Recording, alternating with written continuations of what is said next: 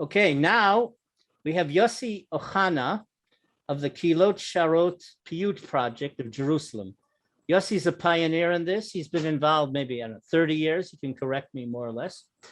And he was a one-man show, but he's created a mass movement. There are other movements to teach Piyyut and to perform. But Yossi, and you'll notice from the clip that they're men and women together, secular women, women that, as we would say, if in ultra-Orthodox circles, aren't dressed modestly. You have religious Jews, religious Moroccans, religious Faradim and Mizrahim teaching Piyyut to the masses. And this is part of the cultural renaissance. And this is what I want people in the diaspora to see, that it's something really rich. And you just don't have to walk into a synagogue to be Jewish or Sephardic. Okay, and this is part of it. There are many other fields, but without any further ado, Yossi Ohana. Thank you very much, Itzhak. And I would like to say that I have never met anything of this Piyyut team when I was a student in Israel from the age of 6. I was born in Morocco, and from age of 6 until I came to the pre-academic school, because as many other Mizrahi children, I was not have the chance actually to study as it should be, and I was in a vocational school without any matriculation, and I have never met nothing from this culture that you have mentioned. So while the culture of Piyyut played a very vital role in the lives of individuals and communities in the diaspora, the melting pot policy that followed what was called the mass immigration of Mizrahim, of Sephardim to Israel, caused a massive disintegration of these Piyyut traditions. Though some Piyyut practices continued in their respective communities, they didn't succeed in penetrating modern Israeli culture. There was no expression in the emerging cultural sphere, poetic or musical, of the immense variety of classic and popular Piyyut traditions from all over the world that the gathering of the exiles, Hakibutz Galuyot, had brought together. Nothing of this actually, of this culture, very, very rich culture, didn't succeed to come to the front page in Israel. Kehilot Sharot opened the door for Piyyutim, almost exclusively sung by religious men, to be revived and to be sang and performed by both men and women. And by the way, it was not so easy to do this. Try to imagine that most of the knowledge, almost all of the knowledge of the Piyyutim was actually in the hands of Haredim, okay? So, and you probably know this issue of Kol Isha, that we actually needed to overcome it, okay? The issue of not hearing a woman's voice, of it by a certain interpretation of halakha, of Jewish law, rejecting or a woman's voice is sexually enticing, et cetera, et cetera. And those actually we needed to overcome this problem and to convince those Paitanim, the Haredi Paitanim, to come and to be part and to teach mixed groups in Kehilot Sharot. because remember our strategic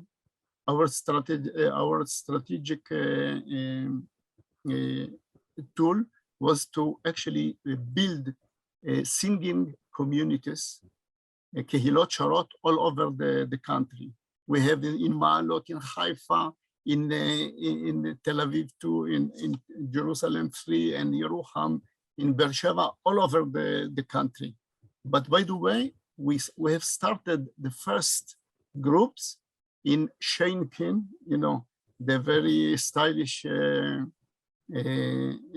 street in Tel Aviv, and also in Emek Rafaim. It was very intentional because we thought that to get actually the Mizrahi themselves that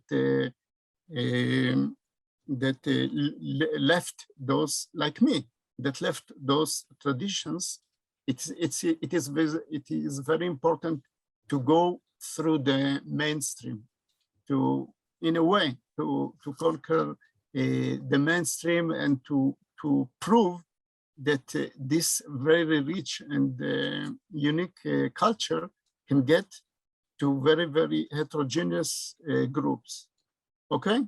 And I think there was no any more heterogeneous than the group, the Kehilot, the groups of Kehilot Sharot. In any term,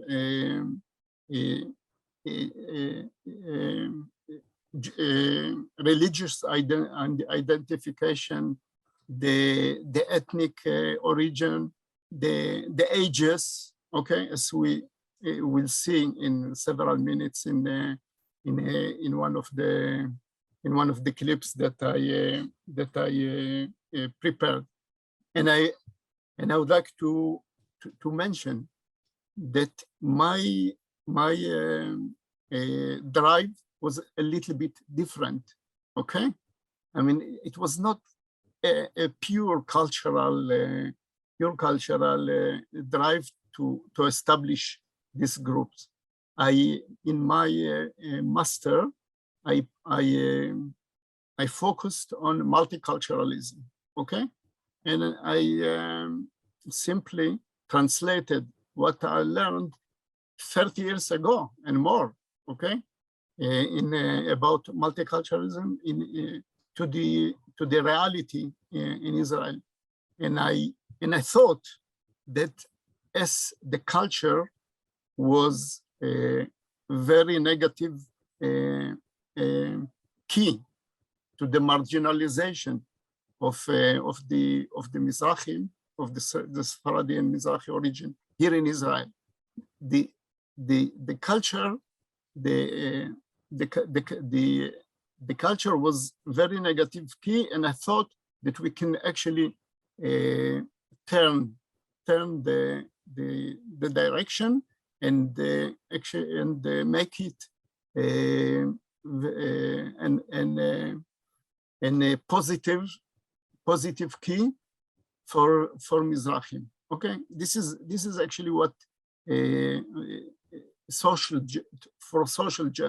change actually. Okay, to get the social change. So first of all, I needed to convince this Paitanim that came from the Haredi part of, some of them, okay, from the Haredi world that Tzvi Zohar described, okay? Some of them actually came from this place, and we succeeded.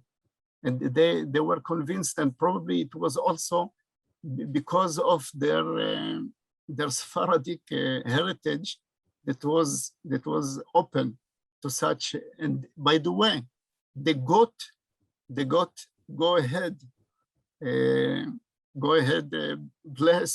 permission from the most highest authorities, like the rabbis. Yeah, the Paitanim got from the highest rabbis like Harav Ovadia Yosef, that David Menachem, Chacham David Menachem, who taught in Kehilot Sharot, and also Chavusha, Moshe Chavusha, they actually got the permission from Harav Ovadia Yosef. And also the Rishon LeZion, Harav Ammar, gave the permission to Chaim Luk, the great Paitan, to actually be a teacher in Kehilot Sharot. So remember, this was actually part of the revolution, part of the Renaissance, and it's difficult because remember that women was outside of this scene of Piyyut, and now, not only for almost 2 decades, not only participants as students, but even we have several Paitaniyot, okay, that they are very, very good in this. I would like to say several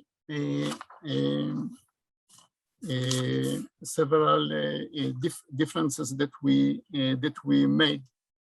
First of all, we created a cross tradition canon, okay? Because usually every tradition, every Piyyut tradition, and we have almost 20. Morocco, Algeria, Tunisia, Persia, Paras, Yemen.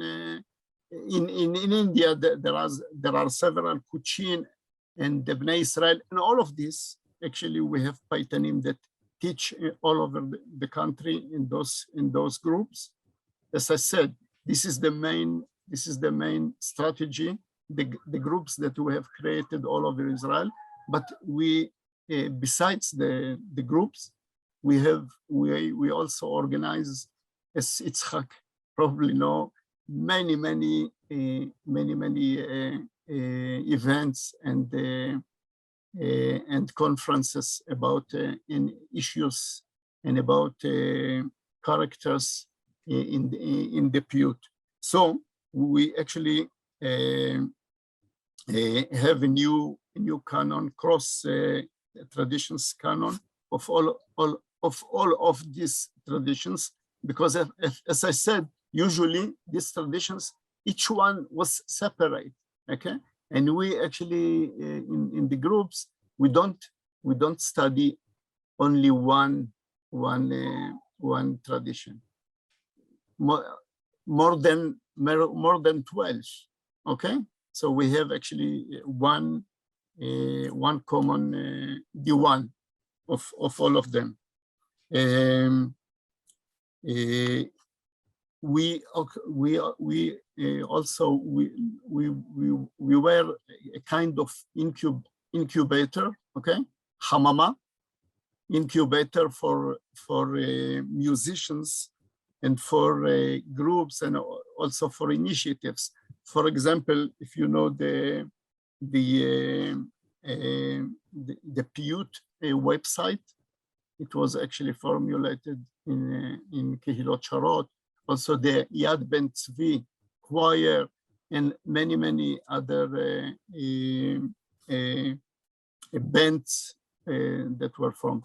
Itzhak, maybe we'll see some minutes from the clip that we can see different aspects of the besides the groups and the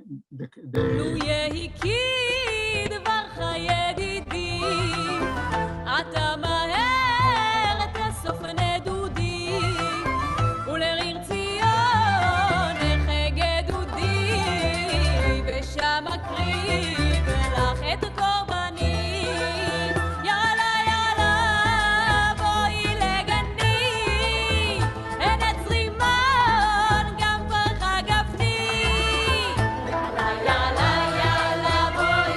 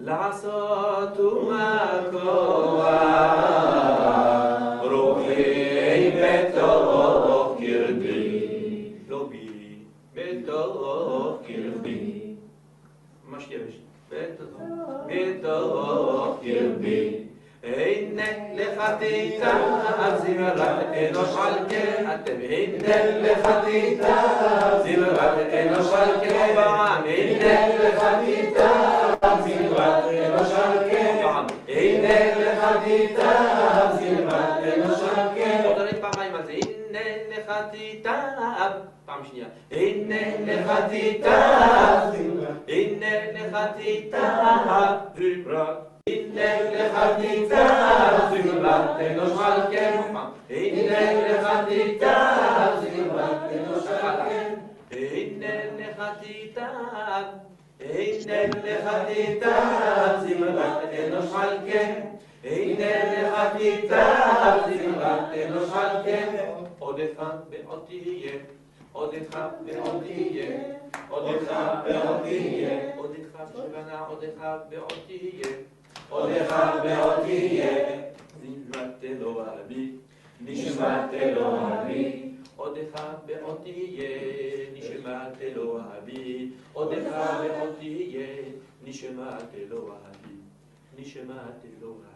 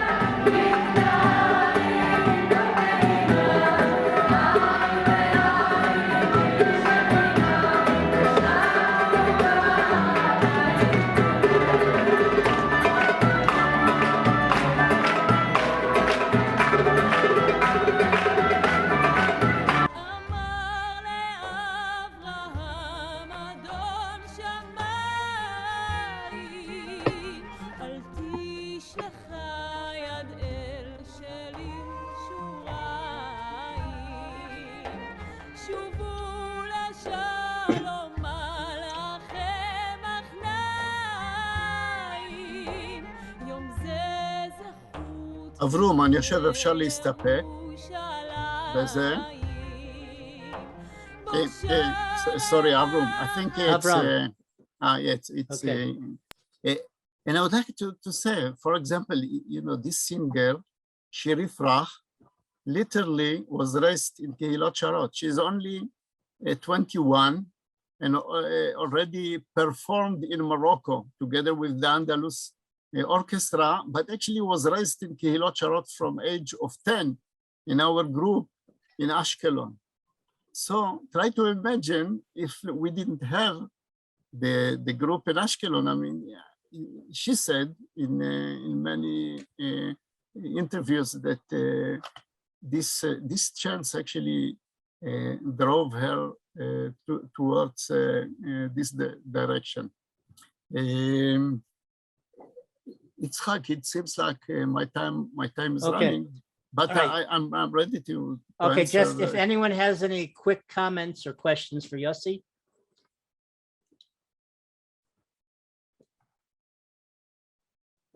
Okay, what you saw is a real revolution, and you understand it in the religious context. To have that is very modern and goes against the wave, but Yossi got and the others got the religious permission, and many of the religious Sfaradim and Mizrahim today throughout the world would not accept that.